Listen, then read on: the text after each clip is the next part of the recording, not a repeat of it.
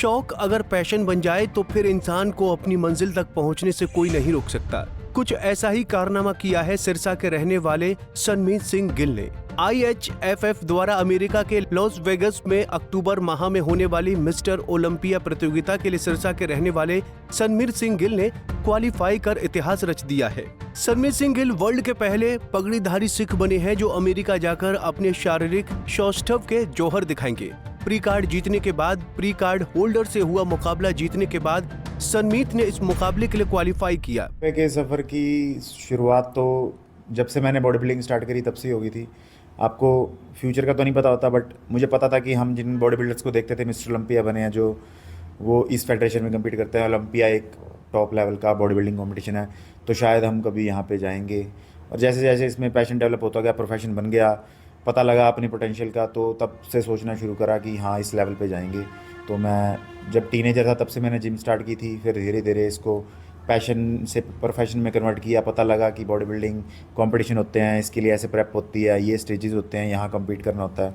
मेरी स्टार्ट वहाँ से हुआ था। कितना संघर्ष करना पड़ा यहाँ तक पहुँचने में? काफ़ी साल हो गए हैं जी, लगे हुए हैं, पैशन को फॉलो कर रहे हैं। तो जब आप अपने शौक़ को, पैशन को फॉलो करते हो तो अब संघर्ष लगता नहीं है। बट मेरी कह लो कि मुझे लोग भी बहुत अच्छे मिले हैं, मेरे सपोर्टिव मिले हैं कि मुझे फील नहीं होने दिया इस तरफ से। बट सबकी लाइफ ऐसी नहीं होती है।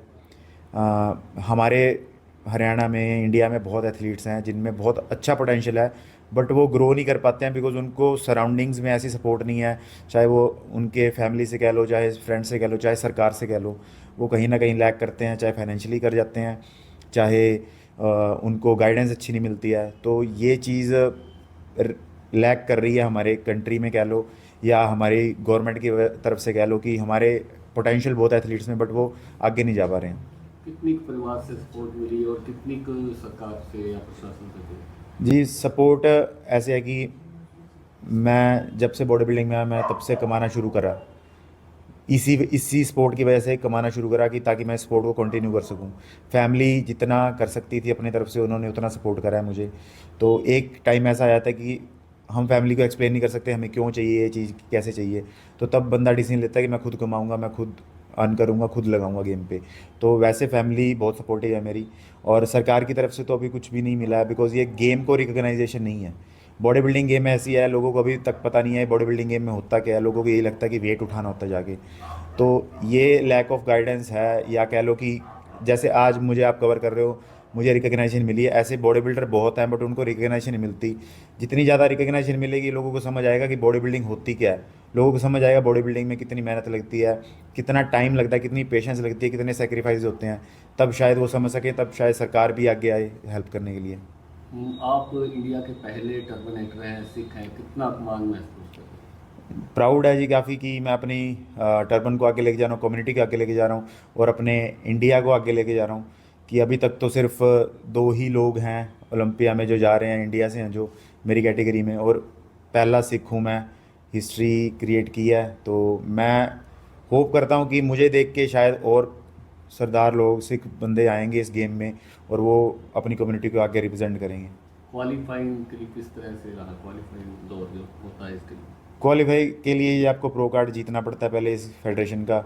मैंने वो 2023 में जीता था। फिर उसके बाद आप सभी प्रो कार्ड होल्डर हैं जो उनके साथ कम्पीट करते हो, फिर उसमें से आपको जीतना पड़ता है। क्वालिफाई करने के लिए आपको प्रो शो विन करना पड़ता है। कितने प्रतिभागी होंगे जो इस प्रतियोगिता में भाग लेने वाले हैं ऑल ओवर वर्ल्ड की बात करें? जितने भी साल में प्रो शो होते हैं, तो आइडिया लगा के चलो तो अराउंड 40 से 50 लोग ही होंगे वर्ल्ड में से जो उस स्टेज पे आएंगे। क्या उम्मीदें हैं? उम्मीद तो बेस्ट देने की है, मेहनत कर रहे हैं, काम है हमारा मेहनत करना। आगे जो उस दिन डिज़र्विंग होगा, मेरे किस्मत में होगा, और जजेस जैसा चाहेंगे वैसा रिजल्ट आएगा।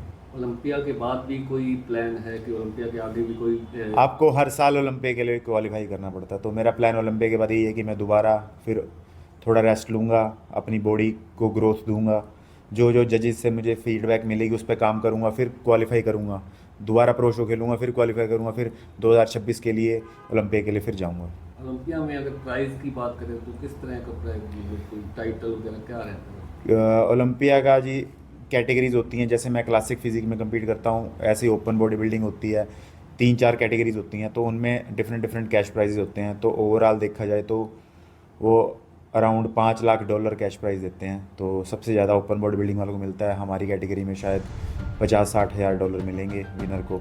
बता दें कि Sanmeet Gill classical physique category में compete करेंगे। इस कैटेगरी में भारत की तरफ से केवल 2 लोग ही हिस्सा लेंगे। टाइटल जीतने के लिए सनमीत 40 से 50 प्रतिभागियों से मुकाबला करेंगे और जीतने पर $50 से $60 हज़ार इनाम के तौर पर भी मिलेंगे। सिरसा से सतनाम सिंह, पंजाब केसरी टीवी। हमसे जुड़े रहने के लिए हमारे YouTube चैनल को सब्सक्राइब करें और नई वीडियो की नोटिफिकेशन के लिए बेल आइकॉन को दबाएं। अगर आप ये वीडियो Facebook पर देख रहे हैं तो लाइक जरूर करें और ज्यादा से ज्यादा शेयर करें। धन्यवाद।